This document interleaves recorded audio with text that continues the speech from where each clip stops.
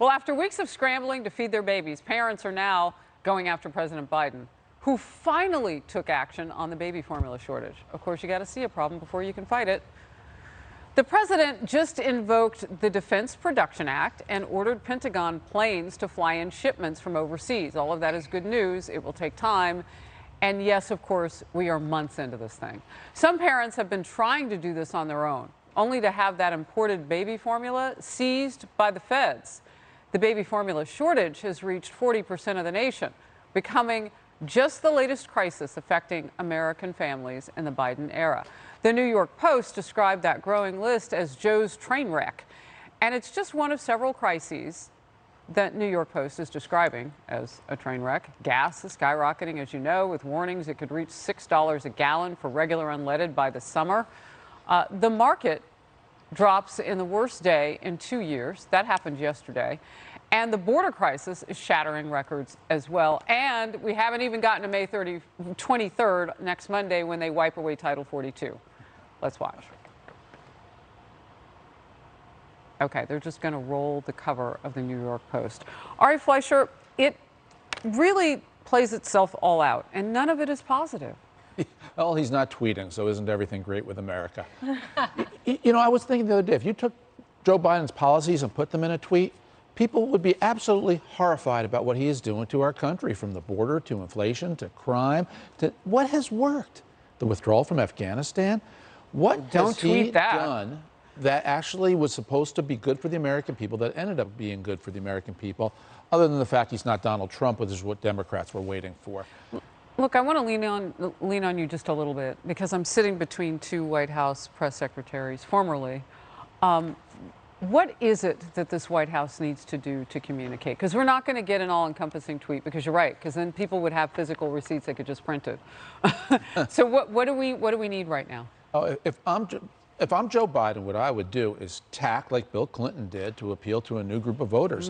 I would start attacking the liberal big city prosecutors who are not cracking down on crime, and have that moment where it's Biden against them. Remind people that Biden is not progressive.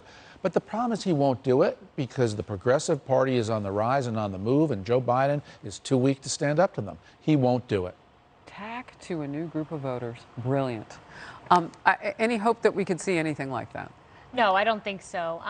We have a president who serially chooses to ignore those around him, some of whom are giving him wise advice, like his own internal pollsters who came to him at the beginning of the administration and said, hey, immigration, inflation, I know it may seem like there's a, quote, return to normal, but there's not, and these are on the horizon, and you need to listen to this polling. He didn't listen to it. He is the guy who is always late to the party. And I'm not talking 10 minutes fashionably late. I'm talking showing up when the cake's eaten and the streamers are coming down and everyone's like, who's this weird guy who sauntered in? That's what is happening here, because it was October, Harris, when a hard-page, 34-page document was sent from a whistleblower to the FDA warning about the baby formula crisis. It was February when the plant closed. It's what, mid-May? Where were they?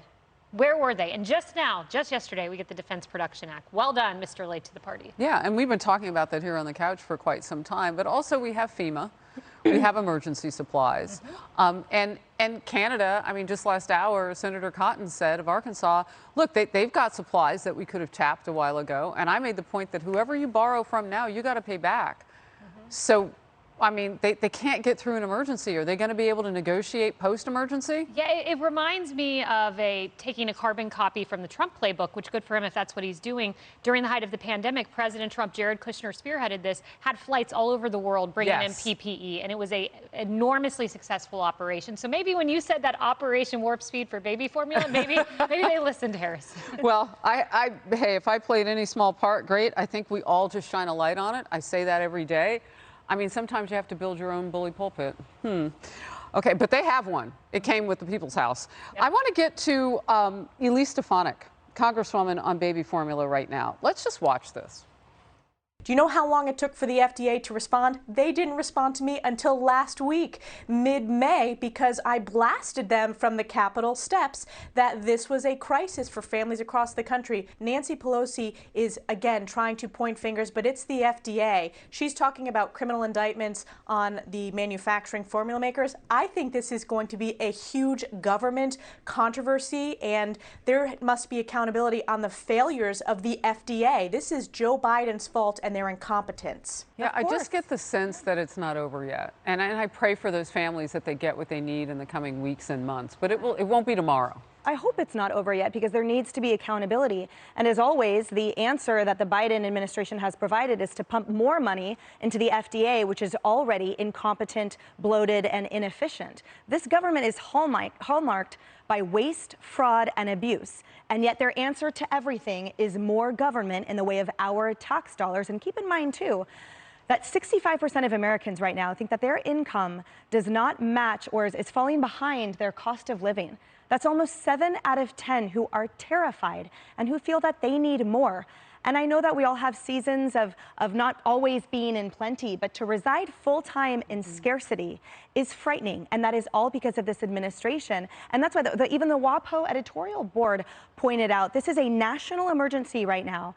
And the White House and congressional leaders should have done more, because they could have seen this coming. Look, this wasn't an asteroid, right? And actually, asteroids are predictable too.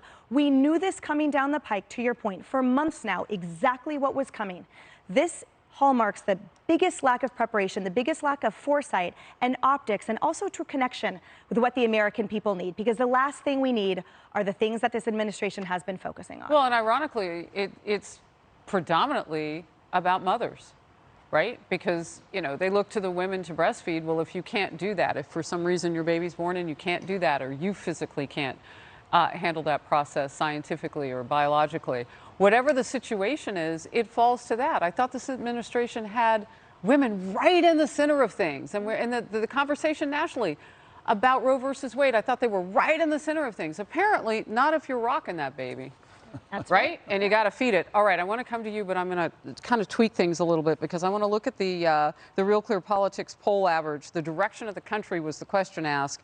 68.1% of those polled, and this is an aggregate of polls. So you got a little bit of everybody, right? It's an average. It's great to give you an idea. 68.1% say we're going in the wrong direction. Yeah, Carly. exactly. And to bring it back to the beginning, when you introduced this edition of Outnumbered, you look at the cover of the New York Post and you see exactly why this is happening.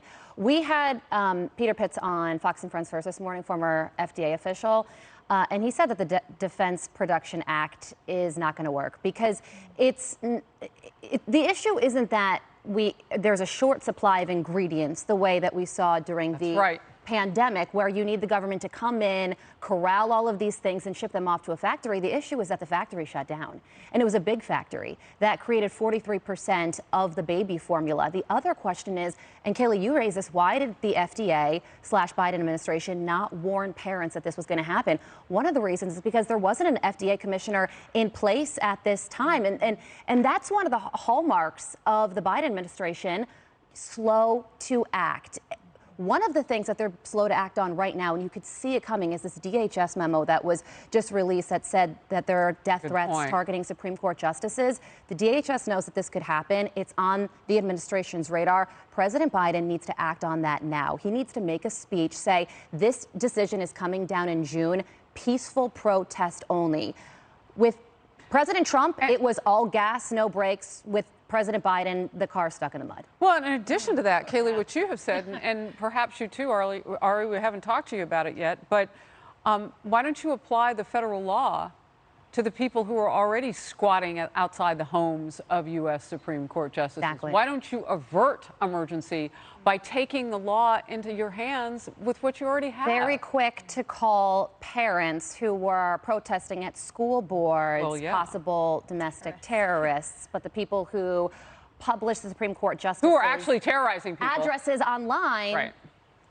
Zero comment from the administration. Because it's never fun to have angry people on your front porch. You got your family in there. Especially when you're just doing your job. Hi, everyone. I'm Brian Kilmeade. I want you to do me a favor. I want you to click to subscribe to the Fox News YouTube page. This is the only way that I know for sure that you're not going to miss any great commentary, any great news bites, any great interviews coming your way on Fox. You can get it all here on YouTube. So subscribe right now.